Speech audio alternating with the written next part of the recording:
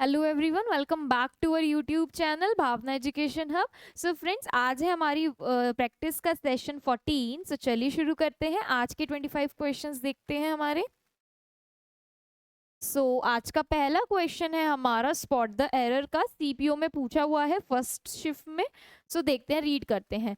We feed the horse oats for a week because it had eaten all the hay. देखते हैं इसमें error किस part में होगा।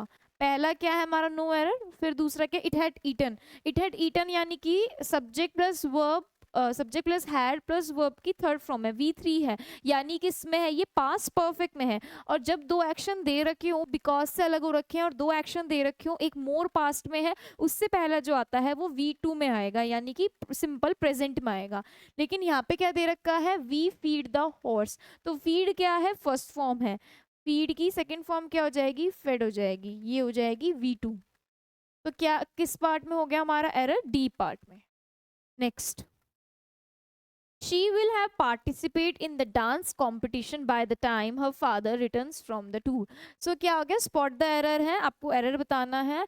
यहाँ पर है she will have participate। तो फर्स्ट आप देखिए, यानी कि ऑप्शन नंबर सी। तो इसमें क्या है, subject plus will shell plus have plus verb की फर्स्ट फॉर्म लगा रखी है। लेकिन यहाँ पे होनी क्या चाहिए थी, वर्ब की थर्ड फॉर्म होनी चाहिए थी, क्योंकि subject plus will have plus, मतलब फ्यूचर परफेक्ट में क्या आता है, फ्यूचर परफेक्ट में विल हैव प्लस वर्ब की थर्ड फॉर्म आती है। और यहाँ पर क्या है, पार्टिसिपेट लिख रखा है, तो क्या आएगी, V3 आएगी। तो ऑप्शन कौन सा गलत हो गया हमारा, ये वाला गलत हो गया।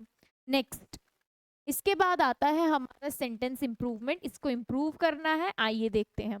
This case is serious. Okay, serious case है कोई।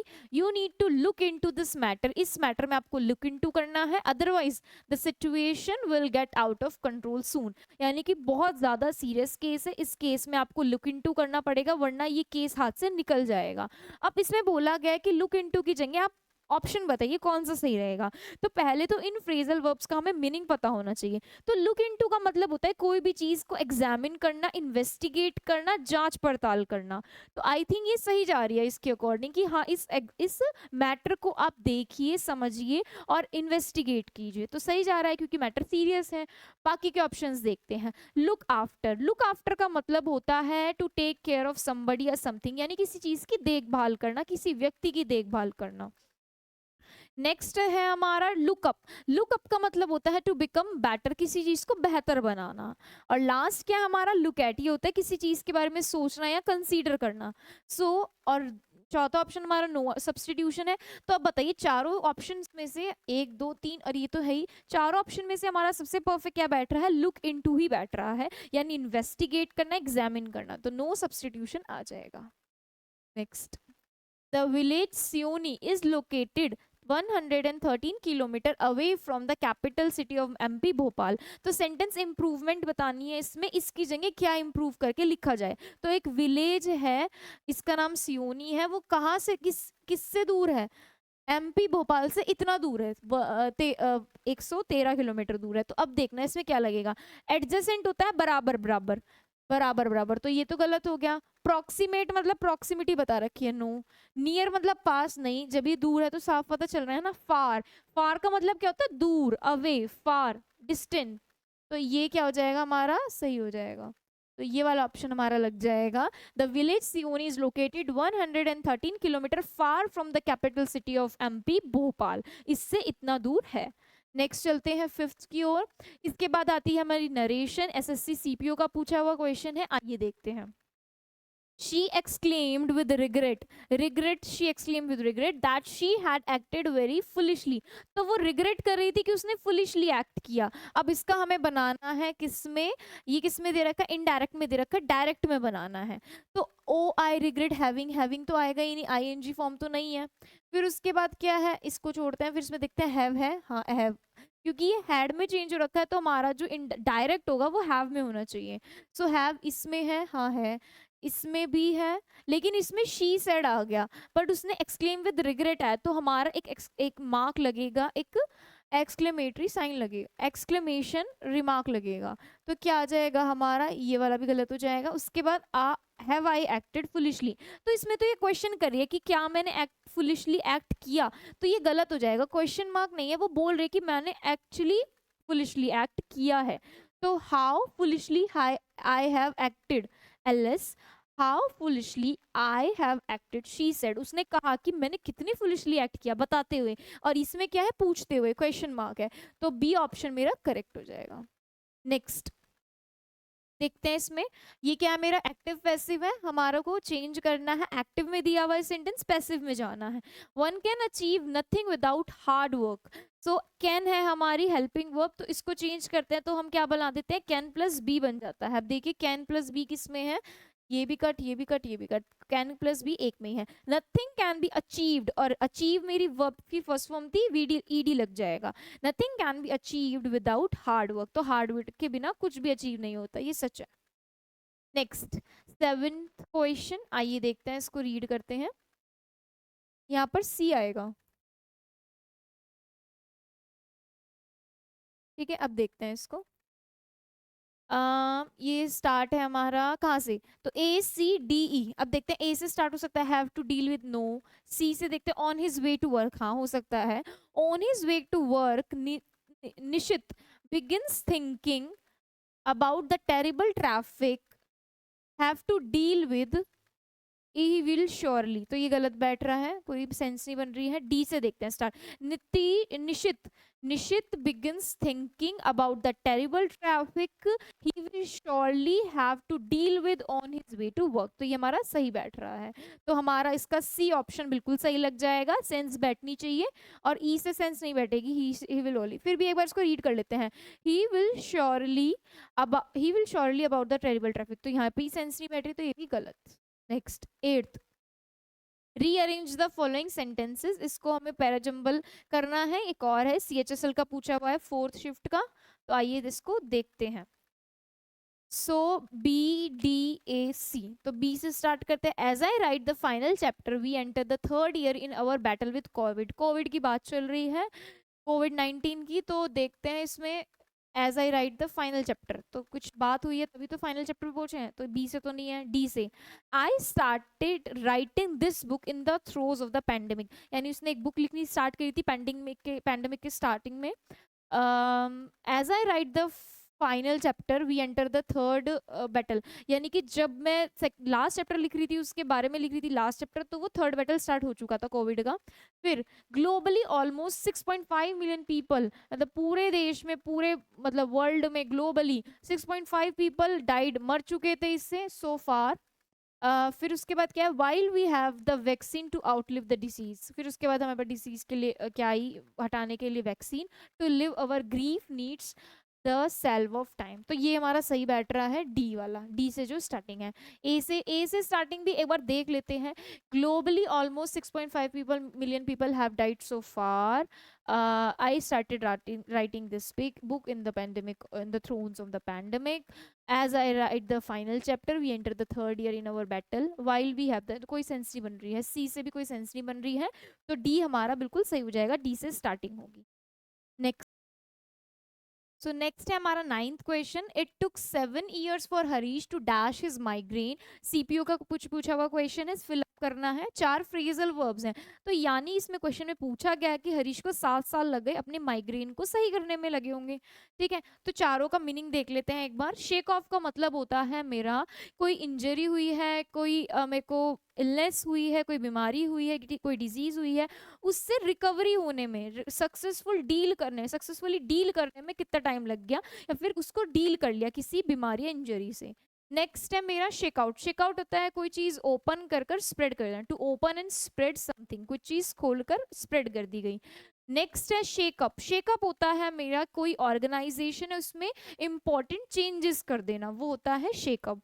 और लास्ट क्या है, शेक डाउन, शेक डाउन का मतलब जैसे आपने कोई चोरी करी है और आपके पीछे पुलिस आपको पकड़ रही है, तो पुलिस से बचने के लिए दूर जाना, उससे बहुत दूर जाना, तो ये होता है मेरा शेक डाउन, ठीक है। आपने कोई गलती करी है, कोई आपके पीछे है किसी चीज में, तो उससे दूर भागना, गेट अवे, ठीक है। सो हमारा इसमें परफेक्ट क्या लग जाएगा, फिलअप में शेक ऑफ लग जाएगा, क्योंकि उसका मतलब क्या होता है, कोई बीमारी है मेरी या फिर कोई चीज है, रिकवरी हो रही है मेरे को, मैं सही हो रही हूँ उस चीज से। तो इसमें भी क्या है, जो ये हरीश है इसको माइग्रेन से 7 साल लग गए सही होने में। Next, fill in the black second, this is not dash exhaustive list of words. तो ई से स्टार्ट है तो क्या लग जाएगा, एन लग जाएगा। This is not an exhaustive list of words. तो इसमें तो सिंपल है, मैनी नहीं आएगा, नहीं आएगा, एन आएगा। इजी था। Next, the study of the human mind. तो ओ डब्ल्यू एस सीपीयू में पूछा गया है, आता ही है सभी पेपर में, इस ओ डब्ल्यू एस जरूर आता है। The study of human mind, तो ह्यूमन माइंड की स्टडी को क्या कहते हैं, साइकोलॉजी। साइकोलॉजी कहते हैं स्टडी ऑफ ह्यूमन माइंड, ये होता है इसका मीनिंग। नेक्स्ट क्या है मेरा, माइक्रोबायोलॉजी। लॉजी क्या होता है, स्टडी होती है। Microbiology is the study of micro organism. Next है मेरा एपिडेमियोलॉजी। एपिडेमियोलॉजी और एंथ्रोपोलॉजी। सो एंथ्रोपोलॉजी होता है मेरा इस ह्यूमन के नेचर को, बिहेवियर को, उसके जो सोसाइटी है, कल्चर है, उसकी स्टडी। और इसके बाद हमारा क्या है, एपिडेमियोलॉजी। एपिडेमियोलॉजी किसकी स्टडी है, किसकी स्टडी है हमारी, ये क्या है हमारा, जैसे एक पॉपुलेशन हो गई, तो पॉपुलेशन में जो पैटर्न्स हो गए, कॉज हो गए या इफेक्ट्स हो गए किसी डिजीज के, उसकी स्टडी। कि किसी पॉपुलेशन में क्या पैटर्न चल रहा है, क्या वजह क्या है, और उसके इफेक्ट क्या हो रहे हैं, उसकी स्टडी, वो होती है मेरी एपिडेमियोलॉजी। सो हमारा इसका मीनिंग क्या है, psychology, study of the human mind. Next, twelfth, happening repeatedly. ये ओ डब्ल्यू एस सी है, सीपीओ में पूछा गया है। जो चीज दोबारे दोबारे होती है, हैपनिंग रिपीटेडली यानी दोबारा होना। तो रिकरेंट का मतलब क्या होता है हमारा, जो चीज दोबारा दोबारा होती है, रीअकरिंग, रिकरेंट, ऐसे याद रखिए आप, रिकरेंट। नेक्स्ट क्या है मेरा, रिपोर्ट। रिपोर्ट क्या होता है कि लोग जो हैं, पीपल जो हैं, एक दूसरे के साथ अच्छे से रहे, हार्मनी में रहे, एक दूसरे के साथ अंडरस्टैंडिंग बनाकर रखें और दूसरे पे ट्रस्ट कर कर रखें, वो एक क्लोज रिलेशन को रिपोर्ट कहते हैं। नेक्स्ट क्या है मेरा, रिग्रेशन। रिग्रेशन होता है मेरा प्रीवियस स्टेट में वापस आना, किसी प्रीवियस स्टेट में वापस आना। फॉर एग्जाम्पल, कंपनी है, कंपनी की अच्छी ग्रोथ जा रही थी, यहाँ थी कंपनी, लेकिन फिर उसके बाद क्या हो गया, वो वापस वहीं पर पहुंच गई, ठीक है, डाउनफॉल हो गया। तो क्या है ये हमारा regression.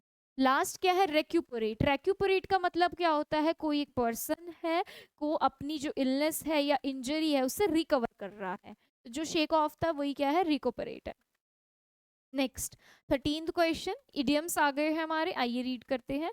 Choosing not to pursue a degree in the computer engineering was dash as the market for them is extremely limited nowadays. तो इसमें क्या है, बात क्या चल रही है कि मैंने जो सोचा था करने का, कंप्यूटर इंजीनियरिंग डिग्री को सोचा था, वो परस्यू नहीं किया। ये मेरे लिए क्या रहा, कैसा साबित हुआ, अच्छा ही साबित हुआ है, क्योंकि as the market for them is extremely limited nowadays. क्योंकि आजकल उसकी मार्केट कम है, या फिर जॉब मिलनी मुश्किल होगी, या फिर कम लोग उसे करते हैं, कम मान्यता है, कम लोग पूछते हैं उसको। तो इसमें क्या सही रहेगा, airy fairy, a blessing in disguise, an elevator pitch, and a cut above. तो अब ब्लेसिंग इज इन डिस्गाइज का मतलब क्या होता है, छुपी हुई ब्लेसिंग, यानी कि दिखने में तो वो चीज़ बुरी लगेगी लेकिन बाद में उसका रिजल्ट अच्छा आएगा।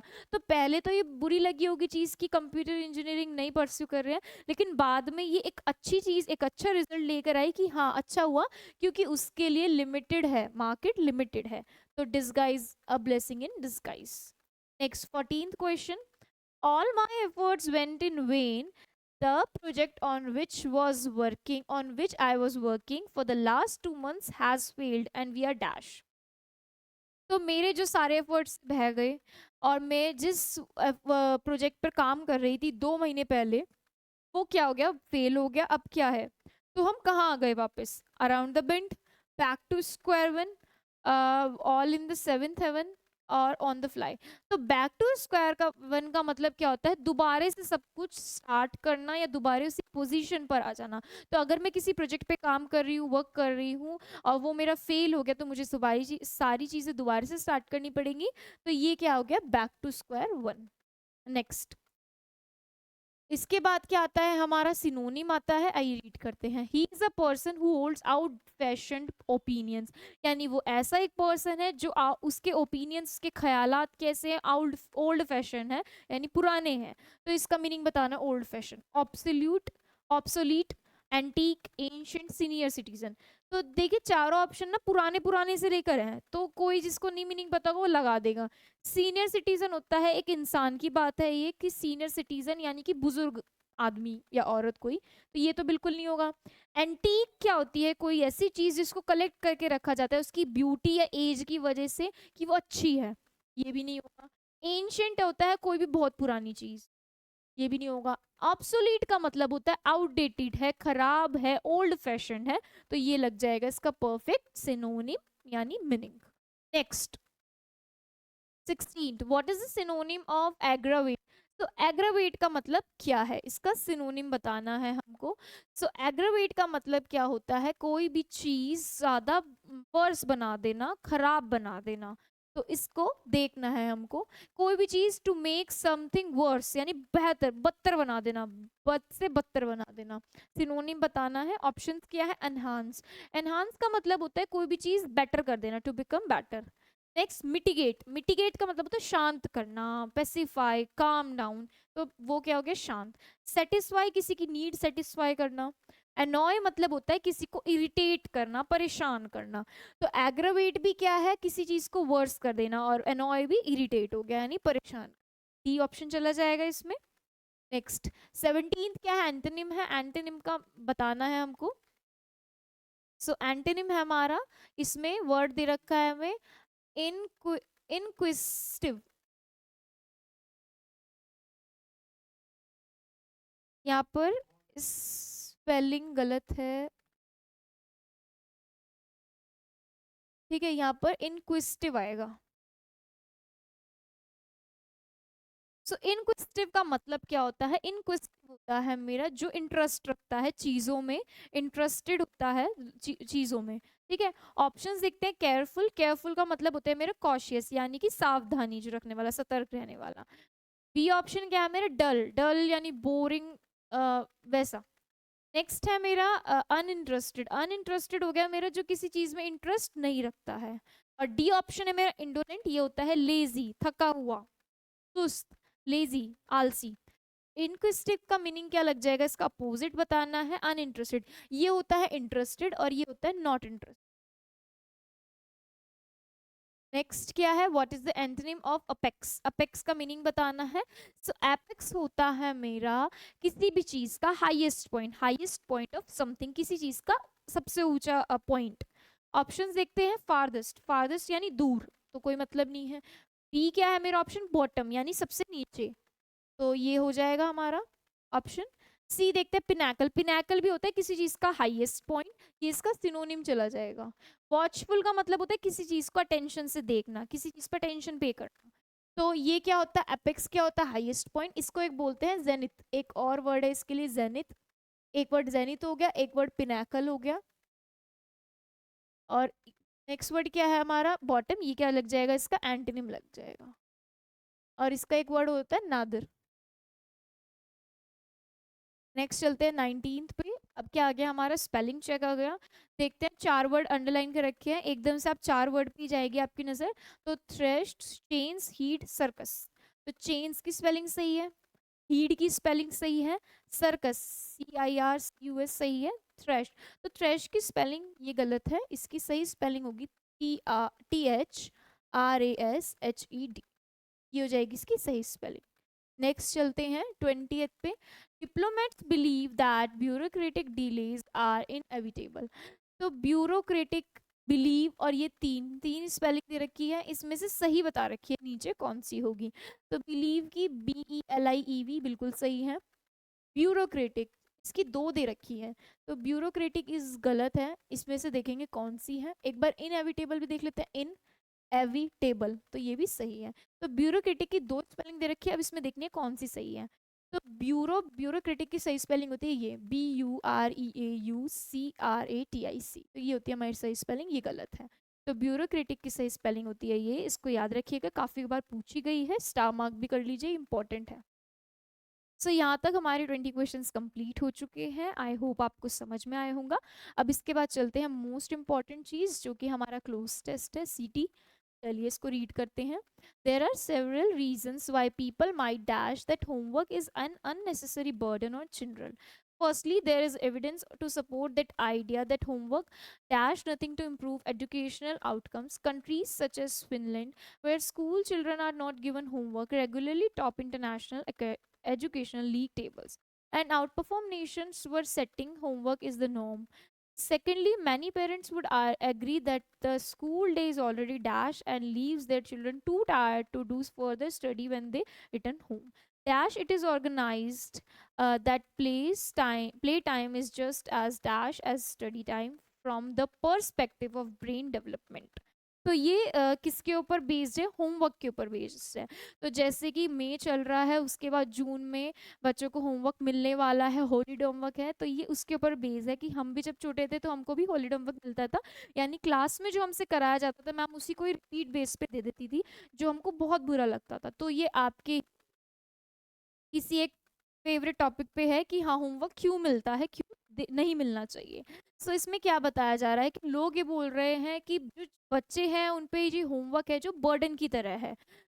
फिर इस पे एक वो भी है या एविडेंस भी मिला है, इस पे वो भी निकला है कि जो होमवर्क है बहुत ज़्यादा बर्डन डालता है बच्चों पे. काफ़ी कंट्रीज़ है जैसे कि फिनलैंड बताई गई है, वो बच्चों को होमवर्क नहीं देते हैं. और बाकी बताई हुई है कि बाकी उसमें क्या होता है, बाकी कंट्रीज़ में एक नॉर्म माना जाता है होमवर्क देना, देना ही देना है मतलब होमवर्क. तो फिर काफ़ी पेरेंट्स बोलते हैं कि जो होम बच्चे घर पे आते हैं फिर उसके बाद उनको होमवर्क दिया जाता है, वो थक जाते हैं, फिर वो बोलते हैं उनको खेलने का टाइम नहीं मिलता है. तो खेलना या प्ले टाइम भी बहुत ज़रूरी है ब्रेन डेवलपमेंट के लिए. बोला है ना, ब्रेन डेवलपमेंट के लिए खेलना भी इम्पॉर्टेंट है, जैसे कि स्टडी इम्पॉर्टेंट है आगे के लिए. तो इस पे ये बेस्ड है. आइए इसको पढ़ते हैं, करते हैं. There are several reasons why people might dash that homework. तो हैव के बाद आर्ग्यू नहीं आएगा, हैव के बाद V3 आती है, बी आर्ग्यूज कोई मतलब नहीं है. अब यहाँ सब्जेक्ट क्या है, पीपल है, तो पीपल के बाद क्या आना चाहिए हमारा, आर्ग्यू आना चाहिए. ठीक है, क्योंकि हमारा प्लूरल है पीपल, तो वर्ब भी कैसी आएगी, प्लूरल आएगी. Next, why people might argue that homework is an unnecessary burden on children. Firstly, there is evidence to support the idea that homework dash nothing to improve. कि ये बोला जा रहा है, ये एविडेंस आए, रिपोर्ट आई है कि जो होमवर्क है कुछ इम्पैक्ट या कुछ इम्प्रूवमेंट नहीं लाता है एजुकेशनल आउटकम्स में. तो विल के साथ डज नहीं आएगा, हैज़ डू तो नहीं आएगा. अब इसके बाद होमवर्क है, होमवर्क के साथ डज लग सकता है. होमवर्क डज नथिंग, होमवर्क कुछ भी नहीं करता है इम्प्रूवमेंट के लिए. उसके बाद देखते हैं कंट्रीज सच एज फिनलैंड. बताया है कि फिनलैंड जैसी कंट्री में होमवर्क नहीं दिया जाता है, regularly top international education league tables and outperform nations where setting homework is the norm. बाकी में जगह क्या है, नॉर्म बन चुका है. Secondly, many parents would agree that the school day is already, यानी कि जो स्कूल डे होता है वो पहले से ही बहुत ज़्यादा हैक्टिक होता है. तो क्या होता है, long enough, big enough, not enough. Not enough तो है नहीं भाई, स्कूल डे बहुत इनफ होता है.